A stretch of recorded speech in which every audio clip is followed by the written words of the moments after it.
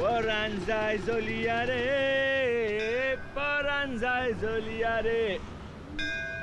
আপনার দয়াতে খেয়ে পরে বেঁচে আছি বস, একটু দেখবেন, নাহলে এই মন্দার বাজারে যে কোনো দিন হড়কে যেতে পারি, আর একবার হড়কে গেলে আপনিও খুঁজে পাবেন না।